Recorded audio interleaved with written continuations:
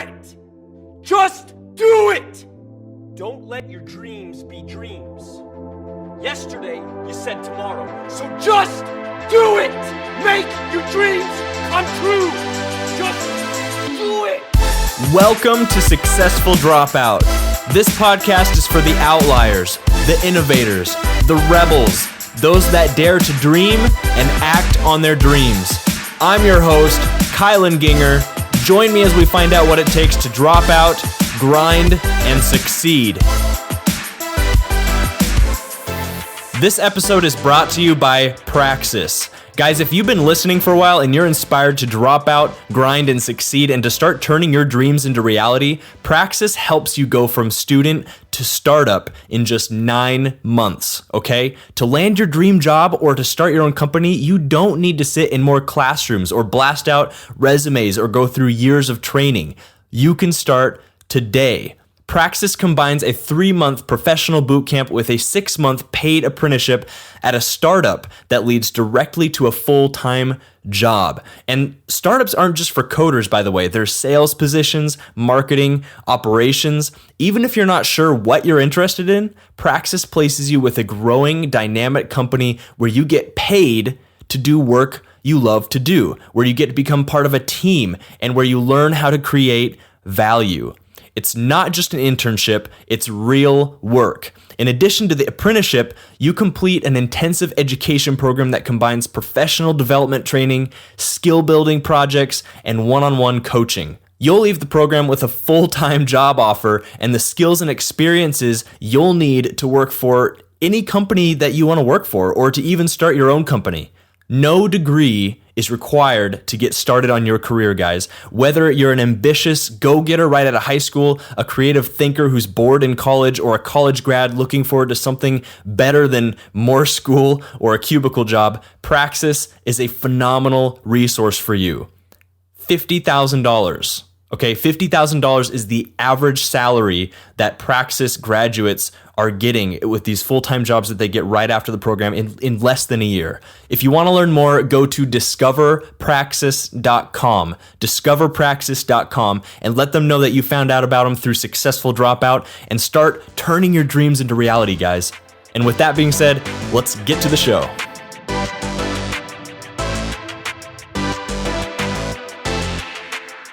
What is up, Successful Dropouts? Get stoked, because today on the show we have Diana Zitting.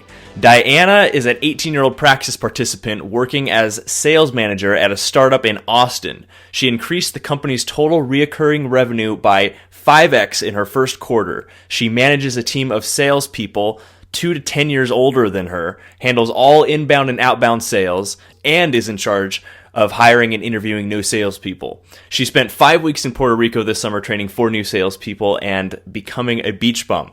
She's a dog enthusiast, a piano player, sales manager, Praxis participant, traveler, and college opt-out. So Diana, that's the intro I have for you, but tell us a little bit more about yourself and what you do.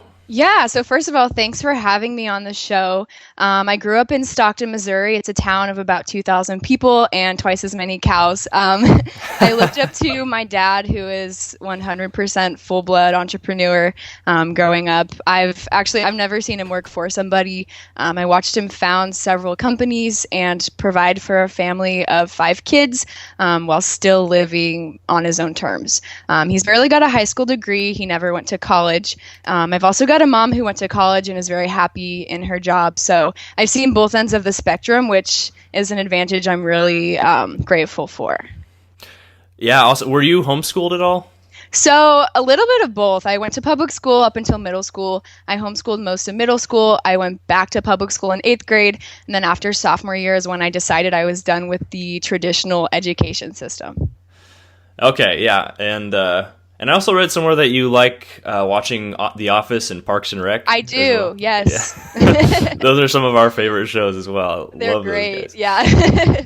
So you are a Praxis participant and a college opt-out. So tell me a little bit about that story, why and how you opted out of college and how you came to discover Praxis. Yeah, sure. So after my sophomore year, during the summer, I was like thinking about how I had to go back to school, and I dreaded the idea. I was talking to my dad and my stepmom about this, and I was just saying, like, I feel like I'm wasting my time. I'm ready to just start my career. This sucks. And I didn't really consider leaving public school a realistic option. I was mostly just venting, and they said, well, you don't have to go back. Nobody's making you. And so I thought about it as a real idea. And on the controversy, my mom was saying, actually, yes, you do have to go back. I'm making you. So I started to really explore the option. There was a little bit of an internal and slightly external battle there. So I thought of reasons I should stay in school or reasons I should get my GED and move on to the next thing. And I decided to talk with my mom about it. And eventually she gave me her blessing to not go back to public school that year. So I got my GED and I wanted to move on to the next thing. And at the next thing I thought was college. Like, growing up, everyone told me after high school, you go to college. It's what you want to do, or it's what you do if you want to be successful. So Right. I started applying to colleges, even though I had no idea why I was going or what I wanted to go for. And even though it's tens to hundreds of thousands of dollars. And I started to get discouraged the more I realized that college is a lot like high school. And I didn't know why I was going. Around that time, my brother Austin went to a FEE convention, which, if you don't know what FEE is, it's the Foundation for Economic Education. And Isaac Morehouse, founder of Praxis, was speaking there. So Austin texted me that night. He's like, you have to check out this program. And he sent me the link. So I opened it on my phone and applied for my phone 10 minutes later. I was super excited about it. After that, I stopped applying to colleges, and I spent most of my time just preparing for Praxis in case I got in. I was super excited about it. My parents were super excited about it. So that's how I decided that college was not the best route for me. So you never even went to college. You opted out, and you were in high school. And so technically you dropped out of high school and just got your GED is Right. what happened. Exactly. Incredible. And taking a step back here, you mentioned that you were finally able to convince your mom that it was a good idea. I assume your dad was the one that was like, yeah, whatever you want to do. Is that correct? Yeah, my dad and my stepmom both really supported whatever I wanted to do. My dad barely graduated from high school himself. He doesn't have a college degree, but watching him be successful and live by his own terms has really given me like the push forward I need to be outside of the box and know that I can be successful from not going to college.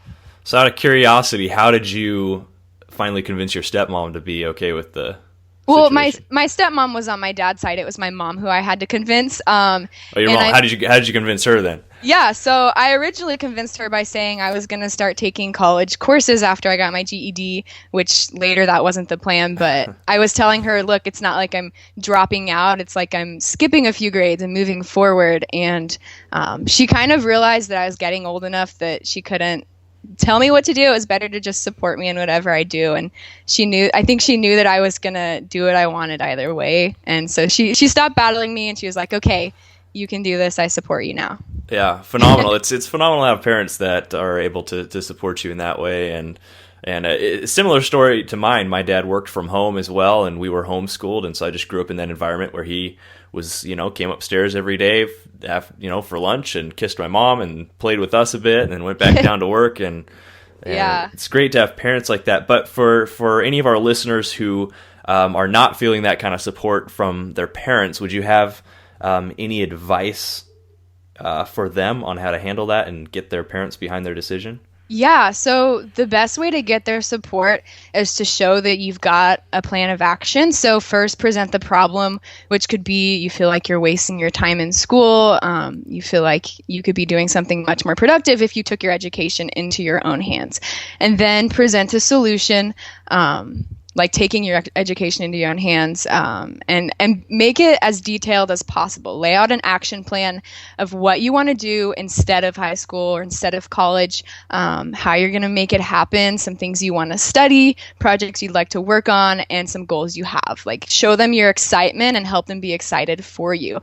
And still be sensitive of their fears, because right now their fear is they care about you and they want you to be successful, and they're acting this way out of fear for you. So be sensitive of that, but lay their fears to rest with your excitement and your plan of action. Good word. Did you know at the point you decided to opt out and you were kind of looking at Praxis, did you know what you wanted to do, like what kind of career path you wanted to take, or if you wanted to be an entrepreneur or just kind of land a dream 9 to 5? I had absolutely no idea. I had some interests and some hobbies I loved, but I had no idea how to turn those into careers if I wanted to, or what career I was interested in. So all I knew is I was sick of school and I didn't want to spend 2 years in high school and then 4 more years in college. I knew that was a waste of time. Wasn't super sure how to spend the rest of my time. But like now I can say that one of the best things you can do if you don't know what to do, but you feel like college or high school is a waste of time, is get experience in a startup. In a fast-paced startup, you can learn an insane amount. It gives you the tools to be an entrepreneur if you want to, and if not, it helps you show that you can create growth no matter where you go. So I'm really glad I did that. I feel like now, if I do decide to start a company later, I feel completely able and willing to do it. I kind of know the steps that need to happen. Obviously, there's still more to learn. There will always be more to learn. But one of the best things you can do if you don't know what you want to do with your life is get experience in a fast-paced startup. And Praxis is what has allowed you to do that. Yeah, so Praxis, what they do is they help you land apprenticeships with fast-paced startups, which ultimately turn into jobs most of the time. So that's how I was able to make that happen, was through Praxis. Yeah, I mean, on their website there, they say they've got about 98% of participants end up with a full-time job, and the median salary is like $50,000. Yeah, it's awesome. Phenomenal. Yeah. Yeah. So I'm curious. So when you were thinking about all this and thinking like college was a waste of time and stuff, you were 17? I was 16 when I left high school. I got my GED right before I turned 17, and I was 17 when I applied and was accepted to Praxis. Okay, so at 16 years old, I'm curious, why did you think that college was going to be a waste of time and money? Well, I saw my dad's success without college. He doesn't really think college is the best route to go for most career options. Now, there are some careers where right now college is the best way to get the education you need, like anything in the medical field. For some career choices, you probably should still go to college. But for most of them, there's no reason to spend tens of hundreds of thousands of dollars going. There's better, quicker, more efficient ways to learn. And so you just viewed it as more of this pitfall, and you were looking for that bridge to get from GED to your vision for your life. Exactly. I had no experience. I just had a GED. I was working as a barista at the time, so I had no experience under my belt. I just had ambition and knew I wanted to be doing something more. Now, did you have any fears when you decided to opt out? And if so, how did you deal with those? Absolutely. So one of my biggest fears was that the people I loved and cared about would speak or think negatively of my decision. And a lot of them did. My friends made jokes about me being a dropout, calling me stupid or a failure. And they thought it was funny. And I don't know that they actually meant it, but they still joked about it. My favorite teacher, who really liked me as a student, said it was such a shame to see so much potential go to waste. My boyfriend at the time said it was a bad decision and that I'd be less successful if I got my GED and if I didn't go to college. So I had that big fear. My other big fear was that the people that said all those things would be right and that I wouldn't be able to prove them wrong. So that just pushed me even harder and made me want to kick even more ass. It gave me something to prove. Right. So you use that to fuel the ambition. Exactly. I like it. So tell me a little, take us a little bit more in depth into the Praxis program and what you do during those 9 months. Yeah, so when I started the Praxis program, it was actually a 2-month boot camp with a 10-month apprenticeship program. So it was a little different then. Yeah, they've changed their model a little bit now. It's a 3-month boot camp with a 6-month apprenticeship. So when I started, I had those 2 months to create my website, build my online presence, and the Praxis team guided me through that. They gave me the tools that I need to build a website.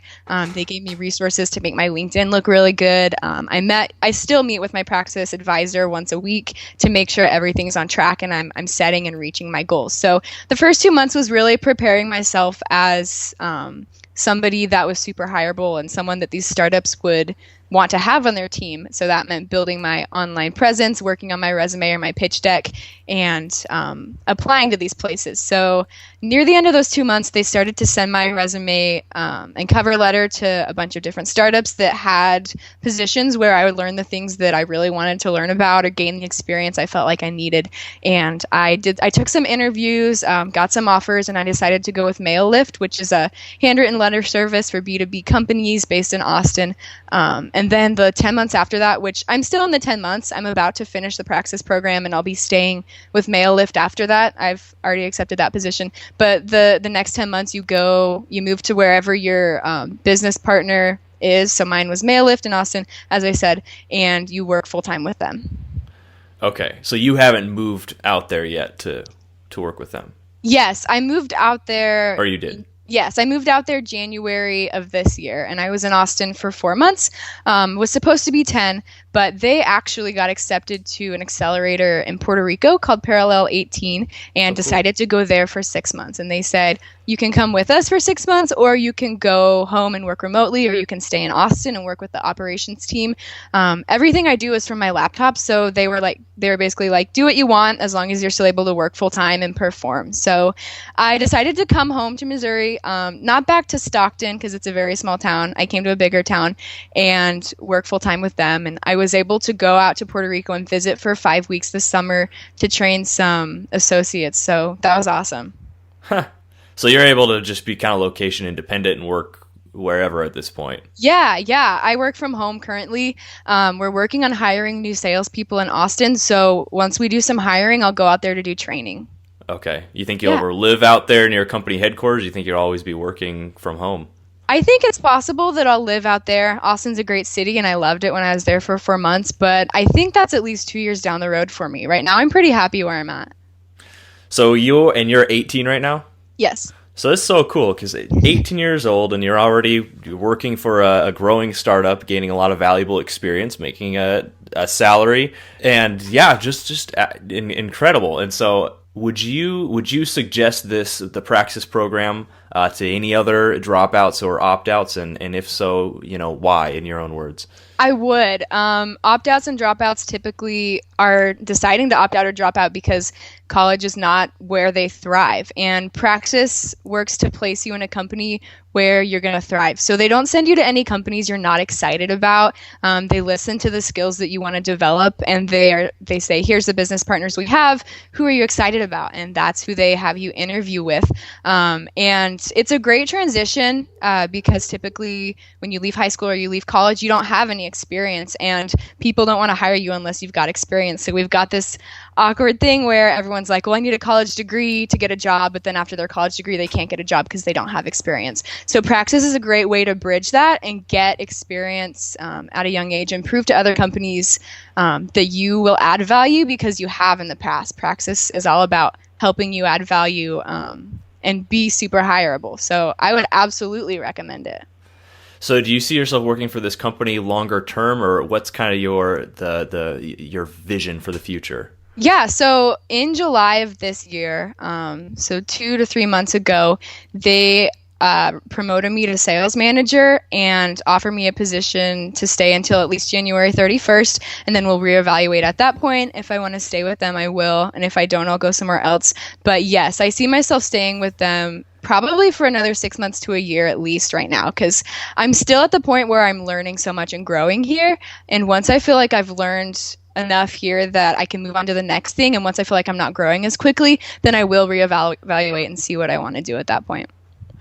Do you feel like you have, I imagine you're familiar with the word entrepreneur and what that embodies and what the mentality kind of means. Do you feel like you have an entrepreneurial mindset after going through a company like Praxis? Absolutely. I feel like I did before Praxis just because I had my dad's example, but I especially feel that way now. I would definitely start a company right now if I had an idea I was excited enough about. But what I'm doing instead is when you work in sales, my dad always has told me that if you work in sales, you're one of the most entrepreneurial minded people at the company other than the founder, because you have to convince someone to buy the product. You have to make sure the product is delivered upon, and then you have to like keep that account, keep the client happy. And at any given time, you have so many clients in every stage of the sales funnel and customer life cycle, and you're having to balance all these things and solve different problems every day. So I feel like I'm gaining valuable experience that whenever I'm ready to start a company, I've got the tools I need to do that. I feel completely confident that I could. It's just not something I want to do right now. But later down the road, I would love to work for myself. That is the ultimate goal.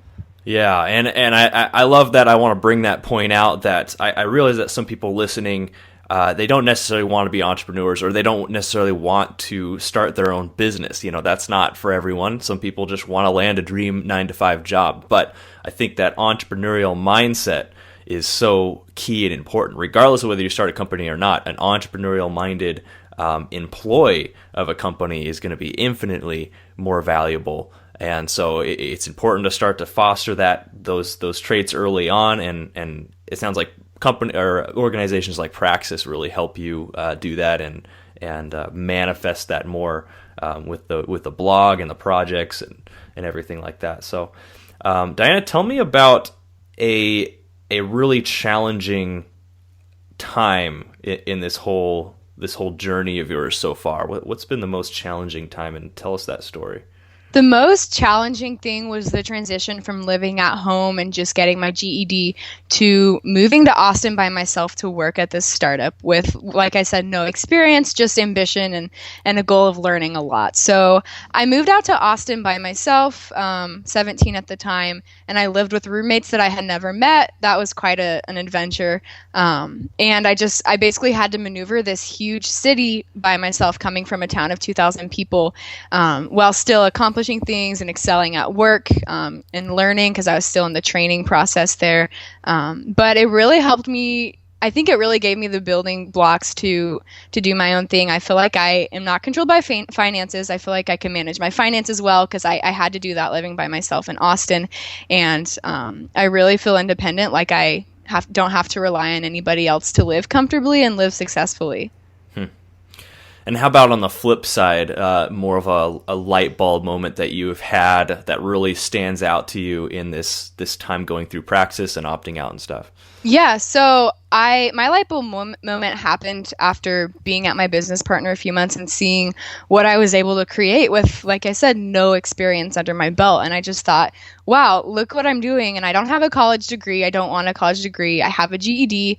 I'm young. There's really no excuses. Anyone could be doing this. The issue is that we get in our own way. We think, no, we need this to be successful, whether it be a college degree or experience. We get in our own way. But the light bulb moment really happened when I realized what a big impact I was making at the company, and there were no more excuses. Explain, go a little more into depth into that impact you were making. Yeah, so like you said in my intro, I 5x'd the quarterly recurring sales in my first quarter at the company.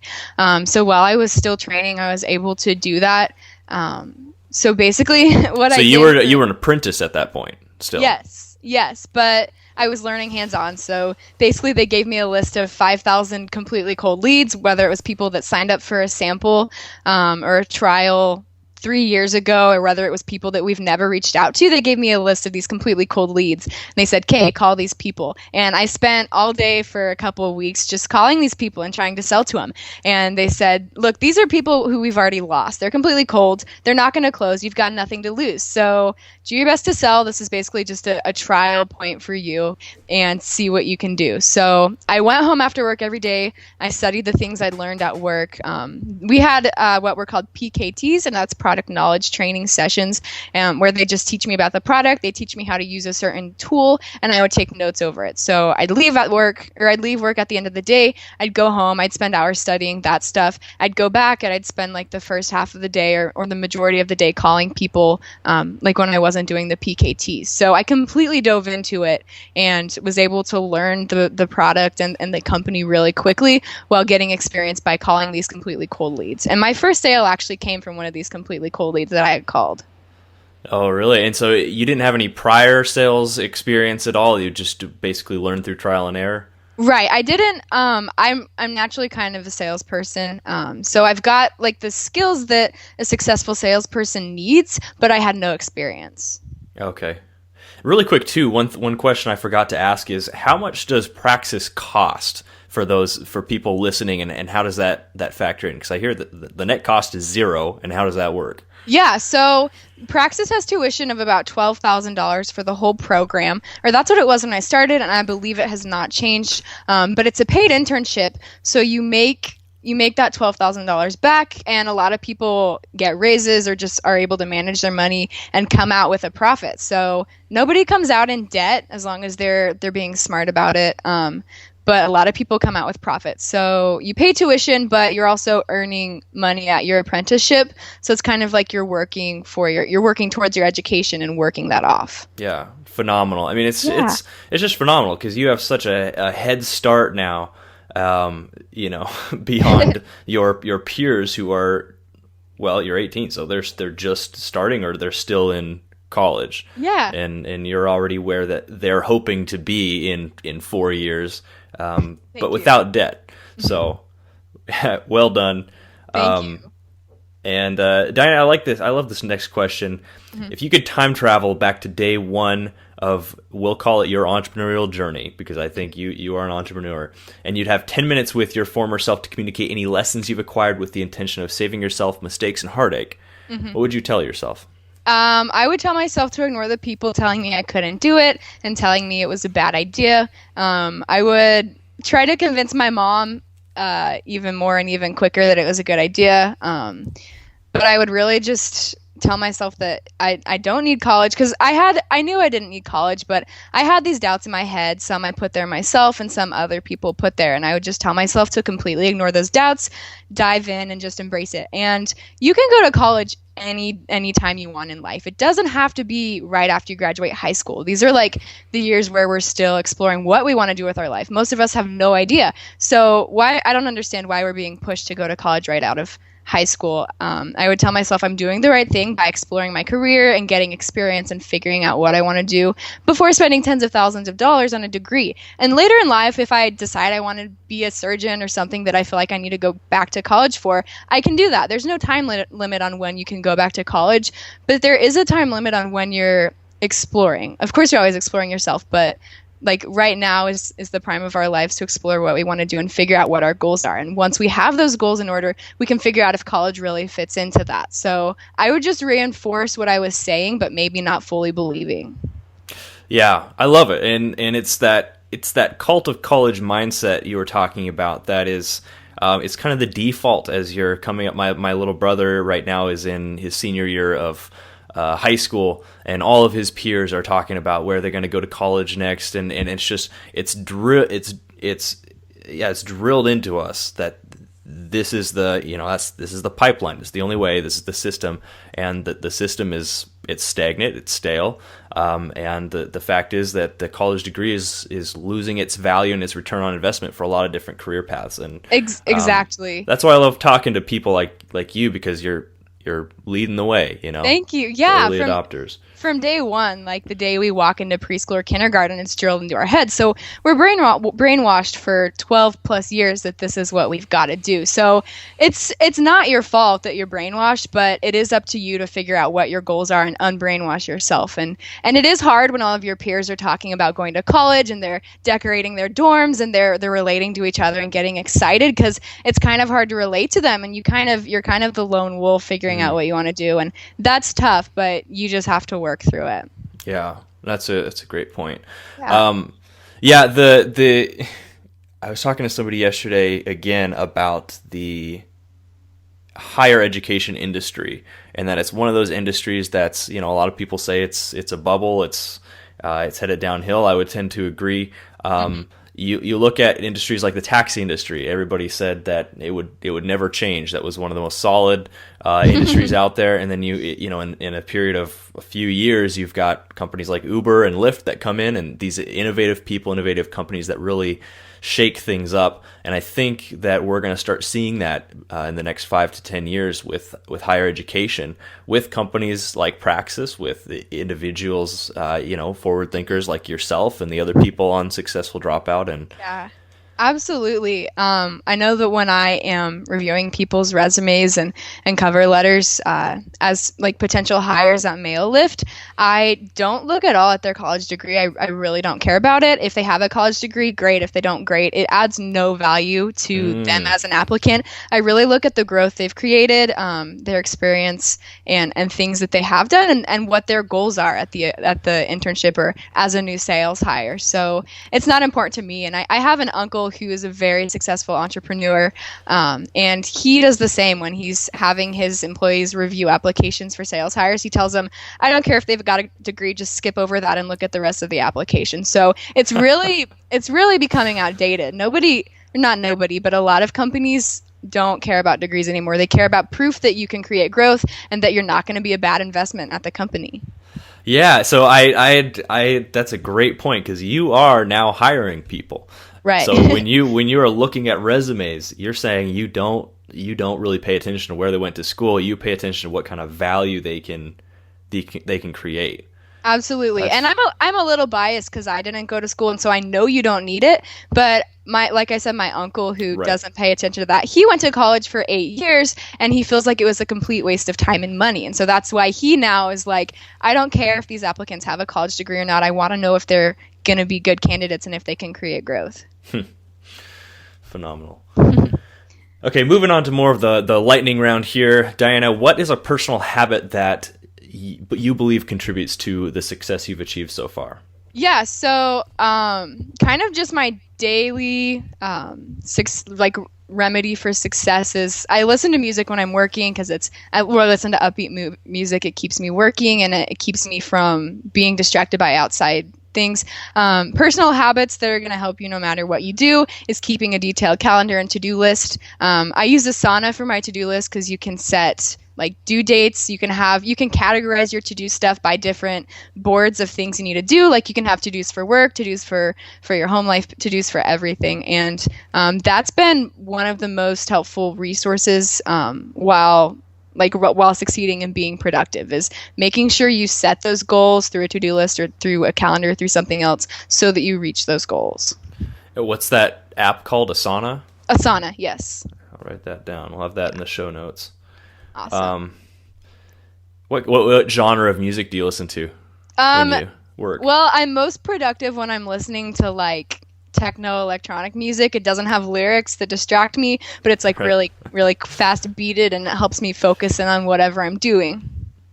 I like it. Really quick, go into, I'd love to just hear briefly your process for setting goals, because I think that is one of the most essential skills for an ambitious person, for somebody that wants to be successful, is learning how to set goals for yourself and reach those goals.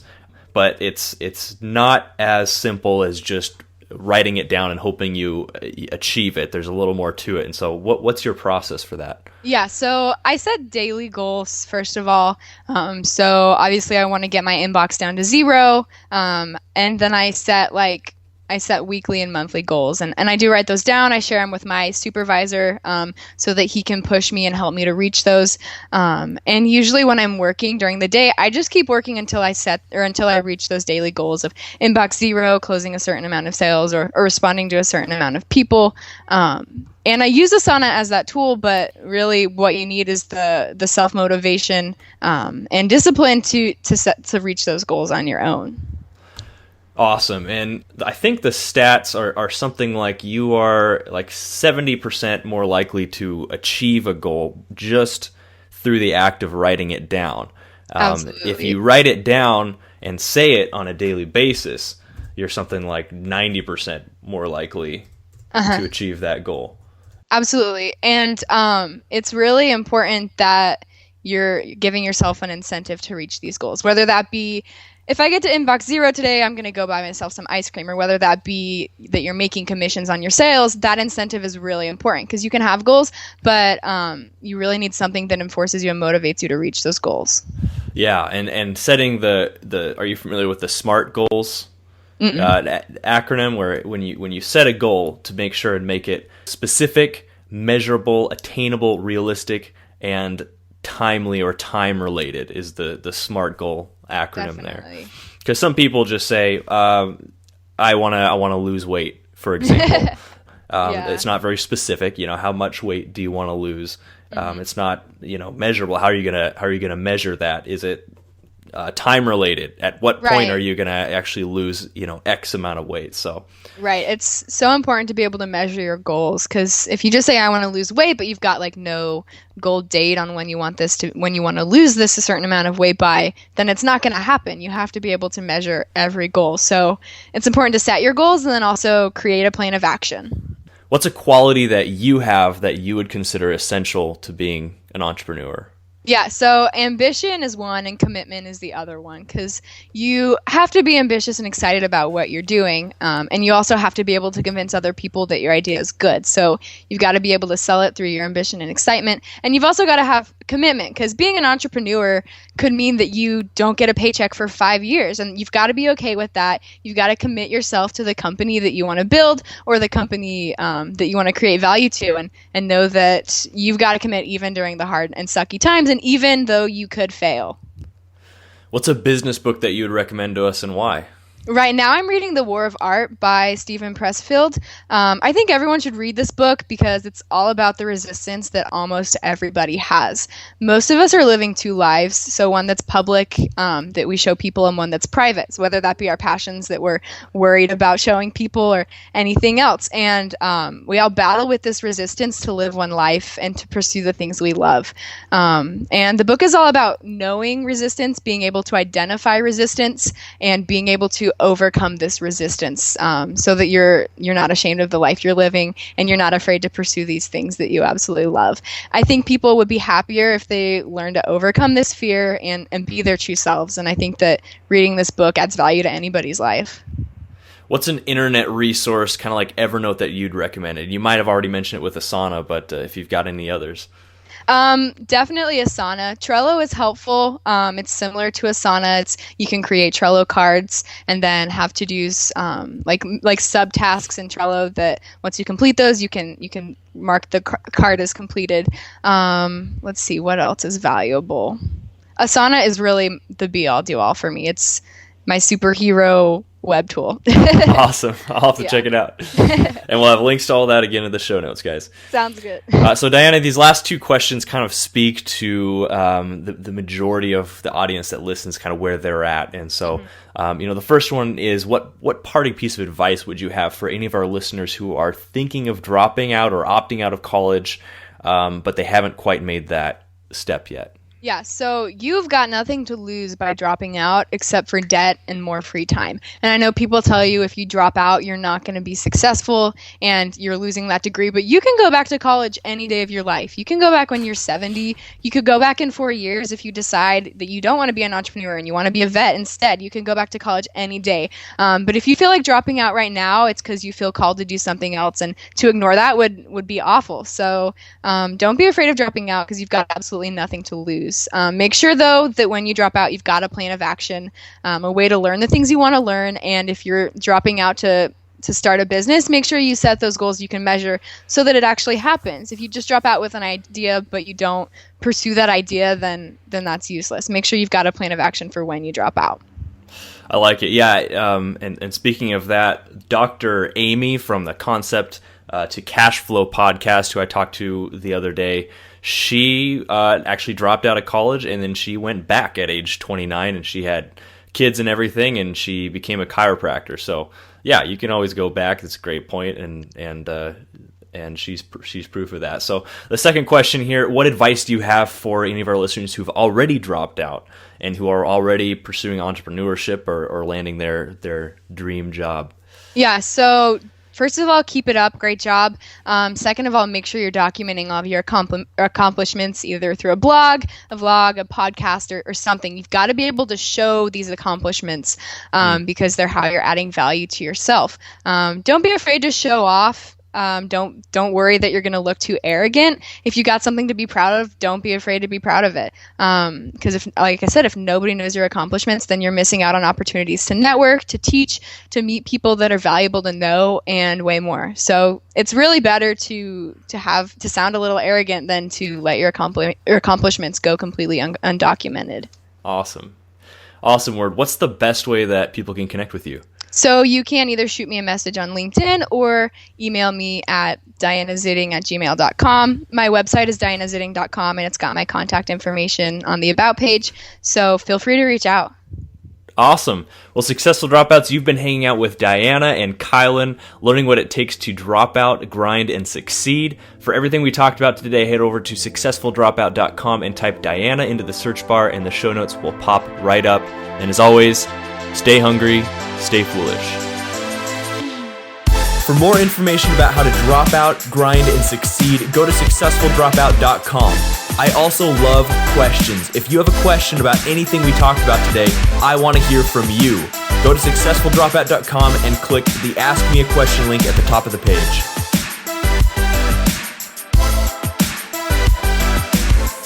Successful Dropouts, if you could go to iTunes and leave a positive rating and review, it would help this show out a lot. I know you're busy, I know you got a lot going on, but if you do that, it helps this podcast rank, it helps other people listen to it and gain value just like you have been. Thank you so much in advance.